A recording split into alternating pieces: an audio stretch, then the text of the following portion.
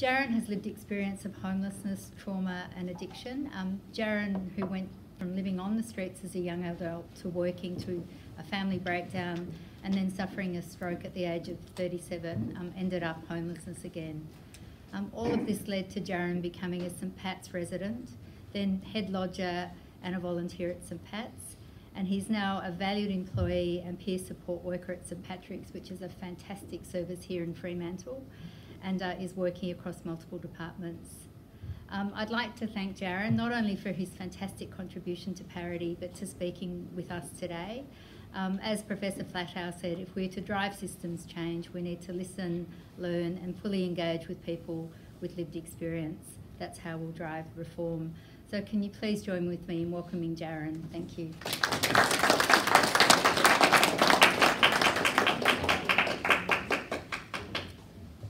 I know it's a bit cliche, but I'd like to start with a joke. So how many social workers does it take to change a light bulb? 0. The light bulb has to want to change. I was going to be a bit more prepared to have a talk, but I realised I really should wing it, feel what's going on. And hearing everybody talk and being in this room, and obviously some people that can't make it but can thanks to technology.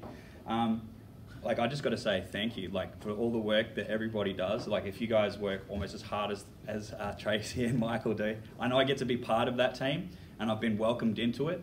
And it's kind of as I'm sitting there, I feel like I'm kind of the inside man, I guess, because I have lived it. I went from a resident at St Pat's after my life basically falling apart to being, as a volunteer, asked, would you like a job here? And then to be part of that, and now even I literally just got sort of promoted recently to emergency relief. So I'm sitting across the table with clients that are going through some things, and as much as it might not seem professional to overshare, I feel like when I start to let go of a little bit of my experiences with a client, they realise how much the same we are. And I think that's something that might have been lost in previous years, of the separation between who we are and what we're doing, as well as I don't know, it's kind of a teacher-student sort of dynamic, I guess, rather than across the table peer type thing.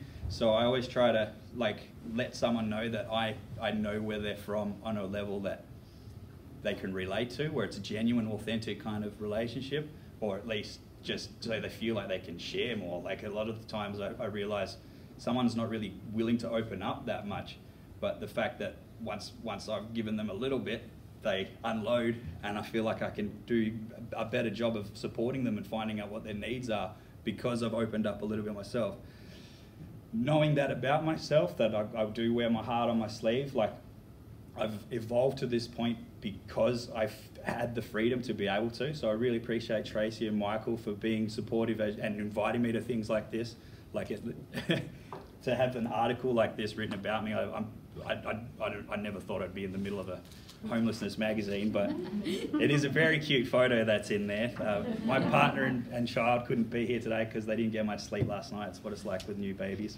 But I just think everybody should reflect. I'm humbled and deeply thankful for the work that all of you do.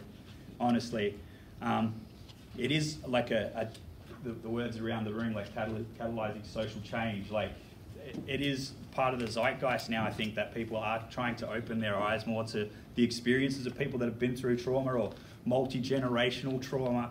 A lot of people are just stuck in ruts that they don't even know where to begin to get out of. And the work that we do to try and show them the way is just life-changing. I don't know if I couldn't have just pulled myself together if I landed anywhere but St Pat's. Probably I could, but for some reason fate put me there, and this is where I've gotten to so far. So I'm eternally grateful for what St Pat's has provided for me, but also the stepping stone for me to be able to come to places like this and tell people like yourselves what a fantastic job you're doing and how much it's appreciated. And please keep doing it. Thank you very much.